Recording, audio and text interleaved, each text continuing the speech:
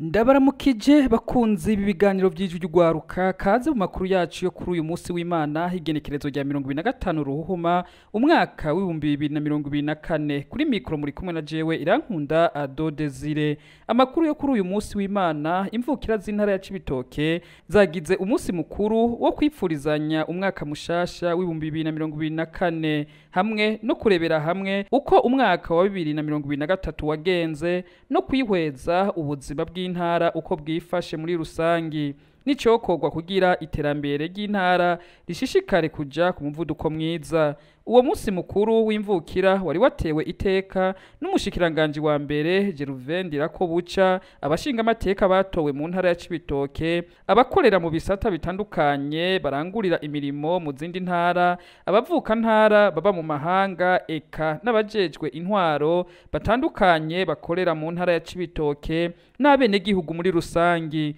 Buramatari w'intara ya Cibitoke mu ijambo ryiwe yashikirije uko umutekano wifashe mu ntara ya Cibitoke, aho yashikirije ko umutekano ari wose mu ntara kiretse ubusuma bwibonekeza mu mirima.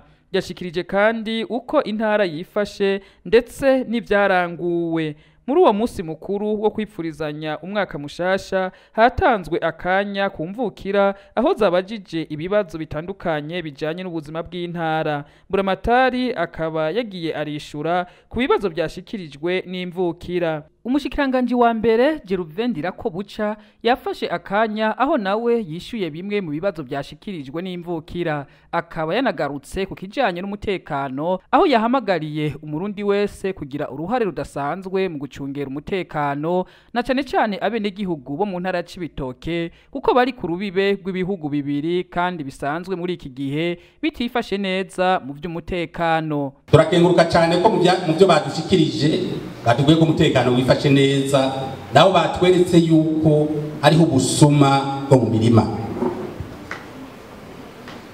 Ege kibazo cy'umutekano jengire ndakivuze mfatiye kuri la position de notre province. Banyakubahwa mvukira za province,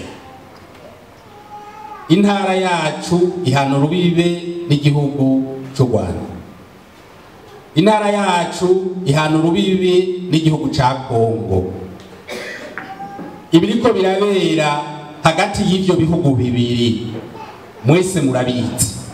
Ari umuntu atabizi? Ari utabizi? Aha rero nk'abanyentara dukora kuri ivyo bihugu bibiri duteza kwagabira kugira y'amahoro n'umutekano twaronse twarahahamiye yaraturuhishije nk'abanyecibitoke. Murazi mu Cibitoke iyo twari tugeze ibihe byose by'amagume twaciyemwo muri igihugu cacu. Murazi intara ya Cibitoke ingaruka mbi yagize kubera ayo magume twaciyemwo. Aha rero twese tumere magabo, umwe wese ahari nubo bavugana wese amubwira ati umbere magabo uraye ko marungu umutekano ahagarariwe. Ntagire umuntu azavuga ngo amaro n'umutekano ngo ni bya musitanteri, ngo ni bya chef de zone, ngo ni bya nyumba 10, ngo ni byo mukuru w'umutumba, ngo ni by'abapolisi n'abasirikare. Habe nama ikibazo c'amahoro n'umutekano ni ca twese, bikarahara mu ruganda ntibacura. Kandi igihe ayo mahoro n'umutekano yahungabana twarabonye iyo byatugejeje. Uno munsi rero tumere magabo kugira tuyateramira amahoro n'umutekano kuri iyo mipaka yose uko ari ibiri. Umupaka duhana n'igihugu ca Kongo, umupaka duhana n'igihugu c'u Rwanda. Twabamenyesha ko inyuma y'ikiyago cy'umwihwezo w'ubuzima bw'intara ya Cibitoke, imvukira z'intara ya Cibitoke zasangiriye hamwe mu kwipfurizanya umwaka mushasha w'2024. Bakunze ibiganiro by'urwaruka, aha niho aya makuru tuyagarukije. Turabashimiye cyane ukungire mudahengeshanya kudukurikirana, twongera kubahamagarira mu yandi makuru yacu twabateguriye. Kuri mikro mwari kumwe na jewe Irankunda Ado Desire.